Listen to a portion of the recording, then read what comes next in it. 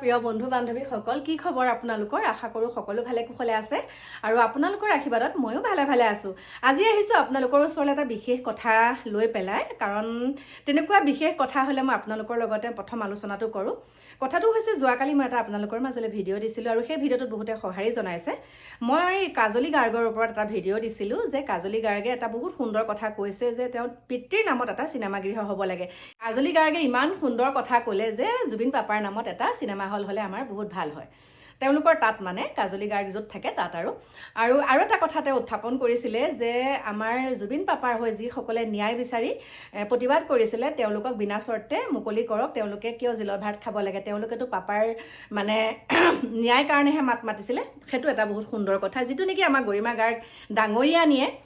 সেই কথাটো উত্থাপন নকৰিলে কিন্তু ইমান সৰু ছোৱালীজনী হৈ সেই কথাটো উত্থাপন কৰিছে বহুতে আকৌ ক'ব তইহে আহিলি আচলতে যিটো মনত প্ৰশ্ন উদয় হৈছে সেইটো কমেই কোনোবাই মুখ চুকা বুলি ক'লেও কওক কোনোবাই মানে কয় যে বহুত মানে পৰচৰ্চা কৰে বুলি সেইটো ক'লেও কওক সঁচা কথাটো কমেই কাৰণ গৰিমা গাৰ্গতকৈ আমাৰ কাজলী বহুত সৰু গতিকে যিহেতুকে গৰিমা গাৰ্গে জীয়ৰী মানি লৈছে কিন্তু জীয়ৰীৰ মুখত যেতিয়া শুনিছোঁ যে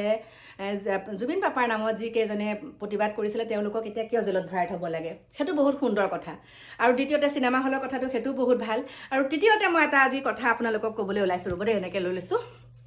তৃতীয় কথাটো হৈছে আমাৰ হিয়াৰ আমঠুৰ জীয়ৰী বৰ্তমান মানে আৰ্থিক অনাটনত ভুগিছে তেওঁ এতিয়া মানে খাবলৈকো তেওঁ এতিয়া অন্ন এমুঠি নাইকিয়া হৈছে চলিবলৈ বহুত অসুবিধা সেয়েহে তেওঁ আমাৰ অসমবাসী ৰাইজৰ ওচৰত তেওঁ মানে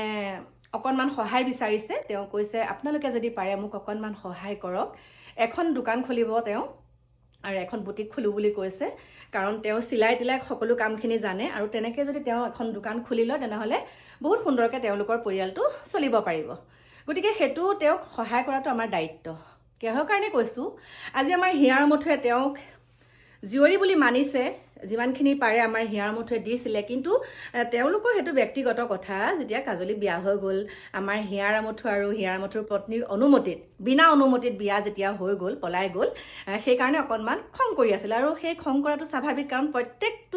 প্ৰত্যেকজন পিতৃ মাতৃৰ জীয়ৰীয়ে বেয়া কাম কৰিলে খং কৰিবই গতিকে সেইখিনিত আমাৰ ক'ব লগা একো নাই কিন্তু আমিতো আগতে কাজলীক চিনি পোৱা নাছিলোঁ হয় যেতিয়া আমাৰ হিয়াৰ আমঠু আমাৰ মাজৰ পৰা কায়িকভাৱে নাইকিয়া হৈ গ'ল তাৰপিছত আমি কাজলীক চিনি পালোঁ যে কাজলী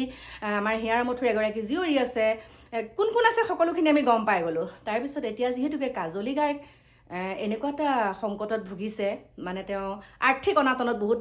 ভুগিছে সেয়েহে আমি অকণমান সহায় কৰিব লাগে সেইটো আমাৰ দায়িত্ব হয় কাৰণ হিয়াৰ আমঠুৰ জীয়ৰী যেতিয়া আমি সেইটো সহায় কৰিবই লাগিব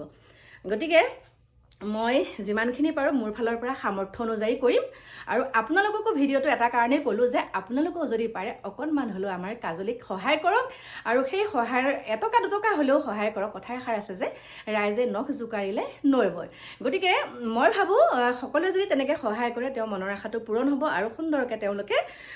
পৰিয়ালটো পোহপাল দি চলি থাকিব পাৰিব দোকান এখন দি ল'লে মোৰ কথা সেইটোৱে গতিকে আপোনালোকৰ মতামত জনাব আৰু বহুতে বহুত ধৰণৰ কথা কৈ আছিলে কাজলীৰ ওপৰত আচলতে চাওক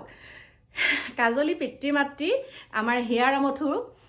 কাজলী গাৰ্গ কাৰ ছোৱালী জুবিন গাৰ্গৰ ছোৱালী আৰু সেই জুবিন গাৰ্গৰ ছোৱালী হোৱাৰ লগে লগে বহুতে কয় তই পাপাৰ নামত আমুক কৰিছ পাপাৰ নামটো লৈ তামুক কৰিছ আচলতে সেইটো নহয় পইচাক লৈ কোনে কাক কি কৰা নাই পইচাৰ কাৰণটো গোটেই খেলখন হ'ল গতিকে আমি চিনি পাইছোঁ হিয়াৰ আমঠুৰ আমাৰ মাজৰ পৰা কায়িকভাৱে নাইকিয়া হৈ যোৱাৰ পিছত কাজলীক সুন্দৰকৈ চিনাকি কৰি দিছে যে এয়াই কাজলী আৰু কেইবাখনো ষ্টেজ প্ৰগ্ৰেমত কৈছিলে আমাৰ হিয়াৰ আমঠুৰ ভিডিঅ'বিলাক পিছত চাইছোঁ যে এয়া মই তুলি লৈছোঁ এয়া মোৰ কাজলী মোৰ জীয়ৰী আৰু গানো লিখিছিলে আমাৰ হিয়াৰ আমঠুৱে কাজলীৰ নামত গান এটাও লিখিছিলে গতিকে